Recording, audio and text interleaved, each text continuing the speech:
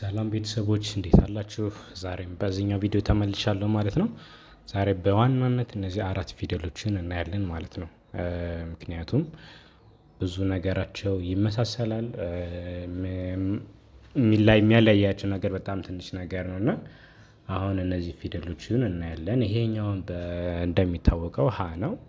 ይሄ ሀ ነው። ይሄ ሀ ነው። ይሄኛው ሀ ነው። ስለዚህ አሁን እነዚህ በተለይ ሶስቱ አንደኛው ሁለተኛው እና አራተኛው ጽሁፍ ላይ ስታገኟቸው ሀ ብላችሁ ነው የምታነቧቸው። ነገር ግን ለምሳሌ ይሄኛውን ሀ እና ይሄኛውን ሀ ለመለየት የራሱ ስም አላቸው ማለት ነው። አሁን ሁሌ የመጀመሪያው የሚታወቅበት ስሙ መጠሪያ ስሙ ይሄኛው ሀ መጠሪያ ስሙ ሀሌታ ውሃ ይባላል። ይሄኛው ሀ ደግሞ ሀመር ውሃ ይባላል። ይሄኛው ደግሞ ሀይለ ስላሴ ወይም ሀይሌ ውሃ ይባላል። ስለዚህ ሀይሉ ውሃ ስትባሉ ይሄኛው ውሃ ነው የምትጽፉት። ሀመር ውሃ ከተባላችሁ ይሄ ነው። ሀሌታ ውሃ ይሄ ነው። ይሄኛው ግን እቺ የመጀመሪያዋ ሀ ነው የምትባለው ሀ። ሌሎቹ እንደዚህ ስታነቧቸው ለአማርኛው ብዙም ልዩነት አይሰጥም። ተመሳሳይ ናቸው ከዛኛዎች ጋር ከነዚህኛው ጋር በተመሳሳይ ድምጽ መጠቀም እንችላለን ማለት ነው። ይሄኛው ከሌሎቹ የሚለይበት ነገር ምንድነው? የትናጋ ድምጽ አለው ብዙ ጊዜ በአማርኛ ቋንቋ አንጠቀምም በግእዝ እና በትግርኛው ላይ ግን በደንብ ይታያል። ስለዚህ ይሄንን ዛሬ እናያለን። ኦንላይን ተማሪዎችን ማንበብ መጻፍ ከዚህ በፊት ያልቻሉ በስራ ጉዳይ በሌላ ምክንያትም እንግዲህ መማር ያልቻሉ ተማሪዎች አሁን ከህፃናት ጀምረን እስከ ትላልቅ ሰዎች ባሉበት ሆነው ኦንላይን ከኛ ጋር ይማራሉ። እናንተም እንደዚህ ሀሳብ ካላችሁ የመማር ፍላጎት ካላችሁ ባላችሁበት ማንበብ መጻፍ መማር የምትችሉ ዋይፋይ ኢንተርኔት ካላችሁ እዚህ ጋር ያለውን ስልክ ቁጥሬን ሴቭ በማድረግ በኢሞ ቴሌግራም ወይም በዋትሳፕ ላይ ሴቭ አድርጋችሁ ብትደውሉልኝ ቀጥታ እኔ ጋር ትምህርታችሁን መከታተልና በአጭር ጊዜ በሁለት ወር በሶስት ወር ባልሞላ ጊዜ ውስጥ ማንበብ መጻፍ መቻል በጣም ትልቅ ነገር ነው።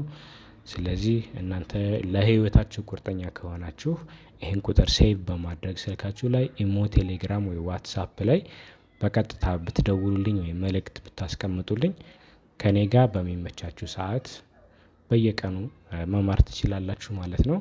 እሺ አሁን ወደ ትምህርቱ እንሄዳለን። ያው ሲነበብ እዚህ ጋር የሀ ፊደል መጀመሪያ ሁሉንም ፊደሎች እናነባቸዋለን። ሀ ሁ ሂ ሃ ሄ ህ ሆ ይሄ ሀሌታው ሀ ብለን የተናገርነው ማለት ነው። እሺ ይሄኛው ደግሞ ማን ነበር ያልነው? ሀመሩ ሀ። ይሄም ሲነበብ ግን ሀ ሁ ሂ ሃ ሄ ህ ሆ እንደዚህ ብለን እናነባዋለን እንጂ ሀመሩ ሀ ሀመሩ ሁ አንልም ማለት ነው።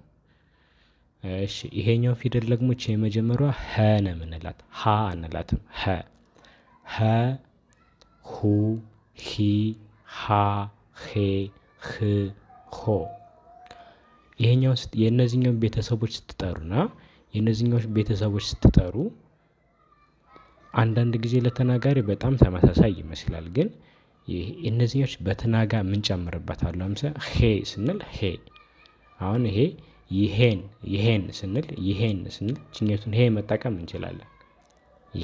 ይሄን ወይም ይሄ ስንል አሁን በዚህኛው ፊደል ደግሞ በሀ ይኸው ስትሉ ሀ ሁለተኛ ላይ ይኸው ሀ እቺ ብቻ ነው ያለችው ማለት ነው።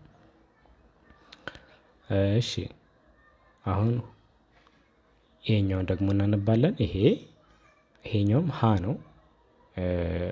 ሀ ሁ ሂ ሃ ሄ ህ ሆ ሀ ሁ ሂ ሃ ሄ ህ ሆ ያው ሀይሌ ውሃ ወይም ሀይለ ስላሴ ውሃ ነው የሚባሉ ብዙ ጊዜ ያው ሀይሌ ወይም ሀይለ ስላሴ ተብሎ ሲጻፍ ይቺኛውን ሀ ነው የምንጠቀመው።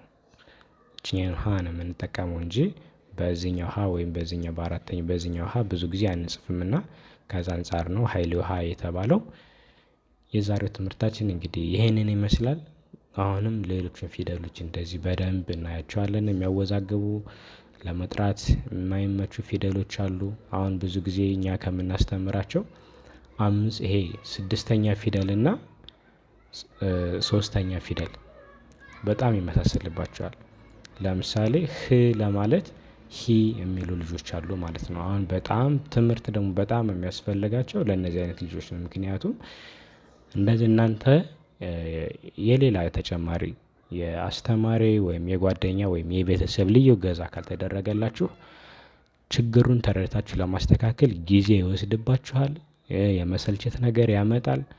ስለዚህ ዛሬ ነገ እያላችሁ እድሜ ልካችሁ ልትኖሩ ትችላላችሁ። እና እናንተ በቃ ምንም አማራጭ ሌላ መጠቀም የለባችሁም ጊዜ ከማጥፋት ውጪ ወይ አስተማሪ ልክ እንደኛ አይነት አስተማሪ ጋር ትምህርት መጀመር አሊያም ቤተሰብ ጓደኛ ጋር እናንተ ራሳችሁን አሳምናችሁ በደንብ ክትትል ማድረግ እና ያለባቸውን ችግር ደግሞ ተከታትለው እንድታስተካክሉ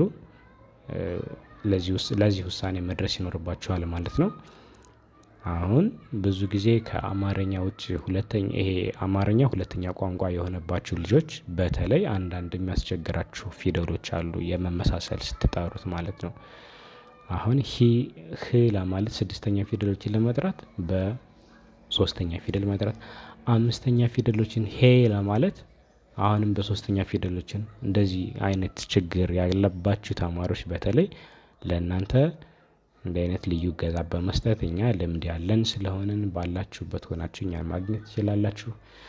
ትምህርታችን ይህን ይመስላል። በቀጣይ ቪዲዮ እንገናኛለን። ይህን ቪዲዮ ላይክ በማድረግ ኮመንት ላይ ደግሞ አስተያየታችሁን በመስጠት እንዲሁም ይህን ቪዲዮ ለሌሎች ሰዎች ለሚጠቀሙበት በማጋራት ቤተሰባችን ሁኑ። ቤተሰባችን ሁናችሁ ይህንንም እስካሁን ስለቆያችሁ እናመሰግናለን። ባላችሁበት ሰላም ከእናንተ ጋር ይሁን። መልካም ጊዜ